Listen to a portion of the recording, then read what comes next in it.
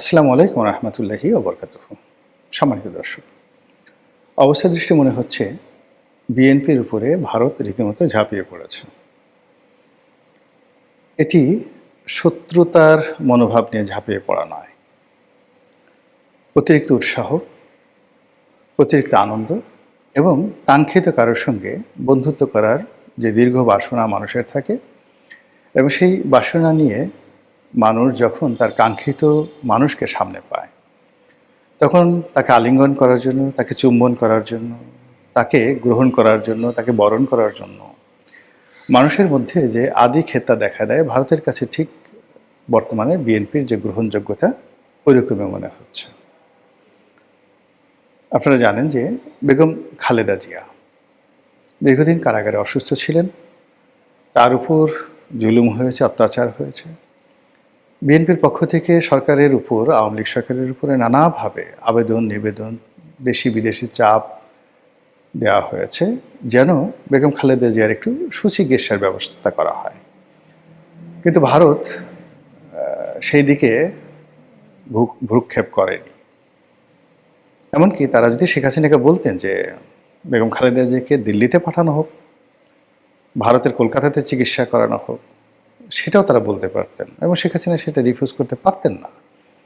কিন্তু ভারত এই কাজটি করেনি। তারা একেবারে চোখ বুজে অন্ধের মতো চারিদিকে সব দরজা বন্ধ করে দিয়ে কেবলই মাত্র আওয়ামী লীগের সঙ্গে তারা বন্ধুত্ব রক্ষা করেছে। এটা ভালো। এটা ভালো যে ভারতের এই অভ্যাসটা আমার ভালো লাগে, যে তারা যখন কারো পক্ষ অবলম্বন করে একেবারে অন্ধভাবে তাদের পক্ষ অবলম্বন করে, আর যাদের বিরোধিতা করে তারা খুব ডেডিকেটেডলি সেই বিরোধিতা তারা চালিয়ে যায়। তাদের পররাষ্ট্রনীতি কখনো ফেল করেছে, কিন্তু তারা তাদের বন্ধুকে তারা ছেড়ে যায়নি।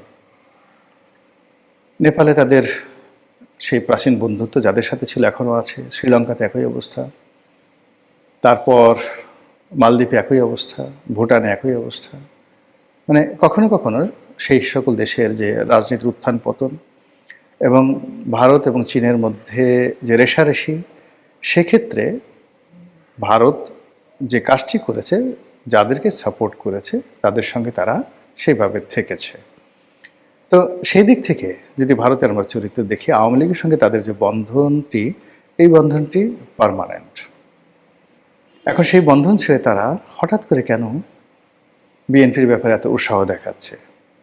এটি কি আওয়ামী লীগকে ত্যাগ করে বিএনপিকে গ্রহণ করার, নাকি বিএনপিকে কনভিন্স করে তারপরে তার মাধ্যমে শেখ হাসিনাকে বাংলাদেশে প্রত্যাবর্তন করানো, তারপর আওয়ামী লীগের যে নিয়মতান্ত্রিক রাজনীতি, সে রাজনীতিকে বৈধ করা এবং তাদেরকে সেই সুযোগ দেওয়া? এই কাজ করার জন্য কি তারা সেটা দেখাচ্ছে, নাকি গত 17টি মাসে তারা যেভাবে অপদস্থ হয়েছে, অপমানিত হয়েছে, লাঞ্ছিত হয়েছে ডক্টর মোহাম্মদ ইউনূস এবং তার সরকারের দ্বারা, যেভাবে ইসলামী ছাত্র শিবির থেকে শুরু করে প্যারিসে বসে বিএনপি এবং যাকে বলে জামাত, এদের চাইতেও সোশ্যাল মিডিয়াতে যারা খুব বেশি অ্যাক্টিভ, এ সকল ইউটিউবাররা যেভাবে ভারত বিরোধী প্রচারণা চালিয়েছে এবং যার ফলে ভারতীয় পণ্য বর্জনের ডাক এসেছে বারবার। ভারতীয় যারা লোকজন তারা এই দেশে কখনোই তারা নিরাপদ বোধ করেনি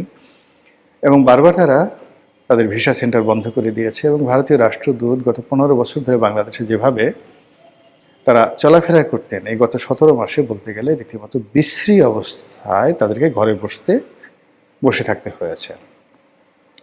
তো এই অবস্থার পর যখন একটা নির্বাচন হলো, সেই নির্বাচনে বিএনপি সংখ্যাগরিষ্ঠতা পেল এবং জনাব তারেক রহমান সাহেব একটি উল্লেখযোগ্য চরিত্রে তিনি আবির্ভূত হলেন দৃশ্যপটে। তো সে কারণে কি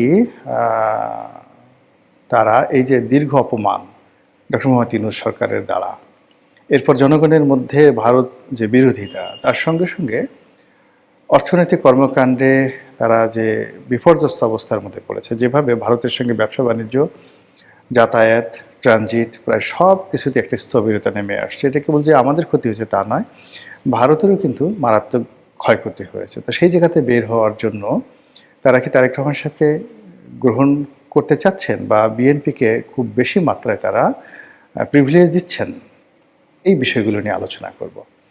আমার কাছে যেটা মনে হচ্ছে যে ভারত যে কোনো মূল্যে আসলে বিএনপির সঙ্গে একটা সম্পর্ক স্থাপন করতে চায়, যে কোনো মূল্যে। তারা ডক্টর মোহাম্মদ ইউনূসের সাথে যেভাবে চলেছে, এটার যে নেতিবাচক প্রতিক্রিয়া তারা দেখেছে, কাজেই এটা তারা আর কন্টিনিউ করতে চায় না। তো তারা ভারত যেটা চায় যে বিএনপির সঙ্গে তাদের একটা ভালো সম্পর্ক হোক, তারেক রহমান সাহেবের সাথে একটা ভালো সম্পর্ক হোক, এটা তাদের একটা ফার্স্ট প্রেফারেন্স। দ্বিতীয় প্রেফারেন্স হলো যে ভারত বাংলাদেশ সম্পর্কের মধ্যে শেখ হাসিনার জমানাতে যে বিষয়গুলো মীমাংসিত হয়েছিল, ট্রানজিট, অন্যান্য বিষয়গুলো, যে চুক্তিগুলো হয়েছিল এবং বিশাল ভারতীয় বিনিয়োগ, বিভিন্ন ক্ষেত্রে যে বিনিয়োগগুলো হয়েছিল, সেই বিনিয়োগগুলো যেন চলমান থাকে এবং অর্থনৈতিক কর্মকাণ্ড যেন আগের মতো থাকে, এই বিষয়গুলো তারা নতুন সরকারের সঙ্গে একটি সমঝোতায় আসতে চাচ্ছে। আর তৃতীয়ত হলো, সঙ্গতির কারণে তারা চাইবে যে বাংলাদেশে কোনো ইসলামিক শক্তি এখানে ক্ষমতায় না আসুক। তো যদি তারেক রহমান সাহেব এবং ভার্সেস জামাত, এই দুটো রাজনৈতিক শক্তি পরস্পরের সাথে প্রতিযোগিতা করতে থাকে, আওয়ামী লীগ যদি এখানে অনুপস্থিত থাকে, জাতীয় পার্টি তো ইন দি মিন টাইম নিজেদেরকে দুর্বল থেকে দুর্বলতর বানিয়ে এখন রীতিমতো মানে লাইলাতুল কবরস্থান এই পর্যায়ে চলে গেছে, লাইলাতুল শ্মশান এই পর্যায়ে চলে গেছে, শ্মশানের রাত্রিতে চলে গেছে, কবরস্থানের রাত্রিতে, নিকোষ কালো কবরস্থানের রাত্রিতে চলে গেছে জাতীয় পার্টিতে। এবং আমি বুঝতে পারলাম না যে এইবার এত বিভক্তি, এত বিরূপ পরিস্থিতিতে জাতীয় পার্টির জনাব জি এম কাদের এবং তার যারা নেতৃবৃন্দ কেন এই ইলেকশনে গেলেন, কেন তাদের ইলেকশন করা দরকার, এই জিনিসটা আমি বুঝতে পারলাম না।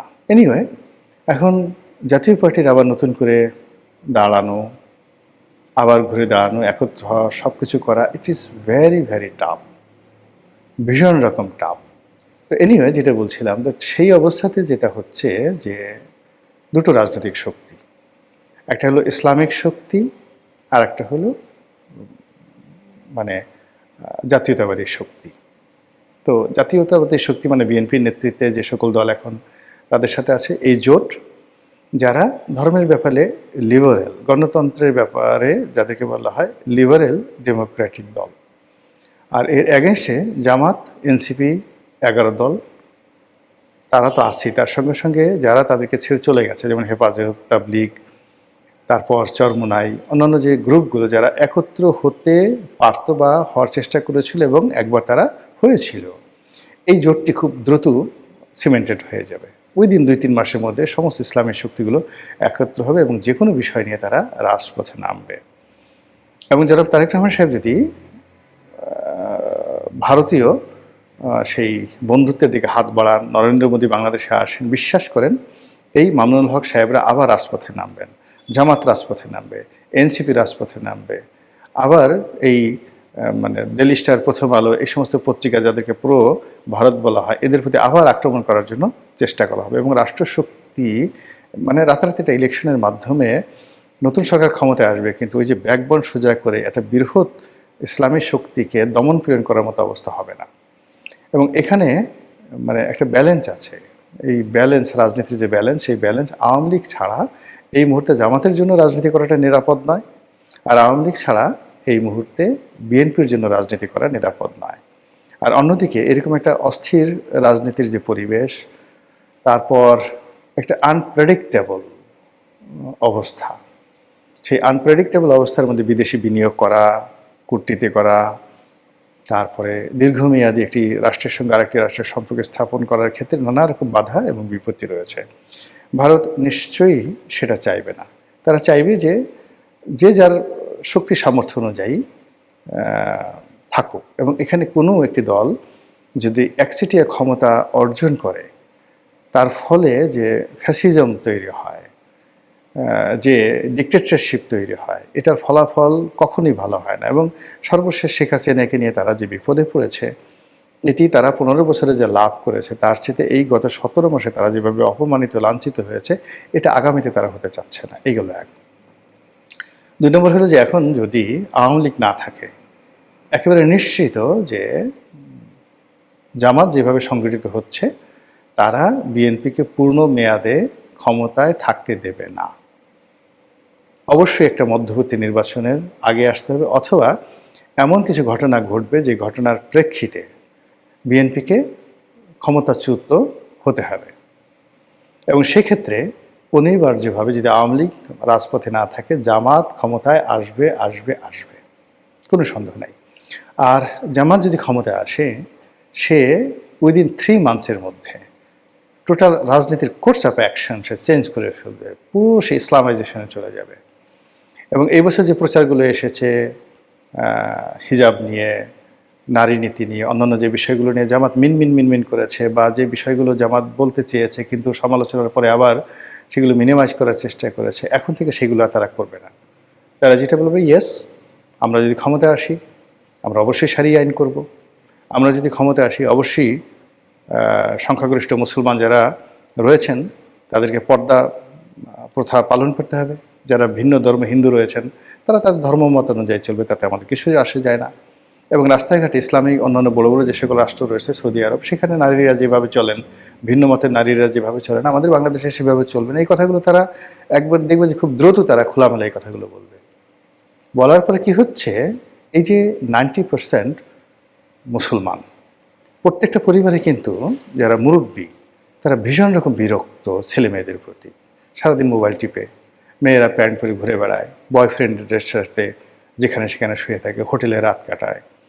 এটা আসলে কোনো বাবা মা পছন্দ করে না। এমনকি যে বাবা মা যৌবনে নিজেরাই খারাপ ছিল, কিন্তু তারাও চাইবে না যে তাদের সন্তান সন্ততি এভাবে চলুক। তো সেক্ষেত্রে জামাত যখন এরকম একটা আহ্বান করবে যে আমাদের শতকরা 90% মুসলমানের দেশের ছেলেরা মেয়েরা যেভাবে অবাধ যৌনতা করে চলছে, আমরা এটা করতে দেব না। বাংলাদেশে অবাধ যৌনতা হবে না, বিয়ে থা করতে হবে। যেভাবে নেশা, মদ, গাঁজা চলছে, আমরা এর বিরুদ্ধে জিহাদ ঘোষণা করলাম। যারা মদ খাবে, জুয়া খেলবে, গাঁজা খাবে, তাদেরকে প্রকাশ্যে বেত্রাঘাত করা হবে। ইসলামে যেভাবে বিধান আছে ঠিক সেইভাবে করা হবে। বিশ্বাস করেন, সমস্ত বাবা মা সবাই পাগল হয়ে যাবে জামাতের জন্য, রীতিমতো পাগল হয়ে যাবে। এবং দেখেন যে এই আগামীতে যে সময়গুলো তারা পাবে, সেই সময়ের মধ্যে দেখবেন যে অনেক তরুণ যারা গাঁজা খেত, তারা এই জামাতের ভয়ে গাঁজা খাওয়া বন্ধ করে দেবে। অনেক দুর্নীতি যারা করতো তারা জামাতের ভয়ে দুর্নীতি করা বন্ধ করে দেবে। এই যে জামাতের যে 70টি আসন এনসিপি সহ, আপনি দেখবেন বিএনপির যে আসনগুলো, সেই আসনগুলোর চাইতে এই আসনের যারা সংসদ সদস্য তারা একটা উদাহরণ তৈরি করবেন। এবং সেই উদাহরণের ফলে কি হলো, ইসলামের প্রতি মানুষের আকর্ষণ বেড়ে যাবে, প্রবলভাবে বেড়ে যাবে। এরপরে জামাতের যে নেতৃবৃন্দ, এনসিপির যারা নেতৃবৃন্দ, যারা আপার হাউজে মেম্বার হবেন, তারা সেখানে ঘন্টার পর ঘন্টা কোরআন, হাদিস, ইজমা, মানে একটা ওয়াজের মাহফিল বানায় ফেলবেন আমাদের যে আপার হাউস, উচ্চকক্ষ সেখানে। এবং তাদের জামাতের লোকজন তারা ওইভাবে রিক্রুট করবে যারা ভালো বক্তা, অনলবর্ষী বক্তা, কোরআন জানে, হাদিস জানে, মহাভারত জানে। তো তার সাথে সাথে বিএনপির যারা লোকজন আছে তারা সেইভাবে দিতে পারবে না। ফলে দিন যত যাবে এইভাবে যত চলবে, জামাতের আধিপত্য বাড়তে থাকবে যদি আওয়ামী লীগ না থাকে। তো এই কাজটি যুগপৎভাবে তারেক রহমান সাহেব এবং নরেন্দ্র মোদী করার চেষ্টা করবে, এবং সেই চেষ্টা আসলে কতটা ফলপ্রসূ হয় সেটি দেখার বিষয়। মহান আল্লাহ আমাদের সবাইকে হেদায়েত দান করুন এবং হেফাজত করুন। আসসালামু আলাইকুম রহমতুল্লাহি ওয়া বারাকাতুহু।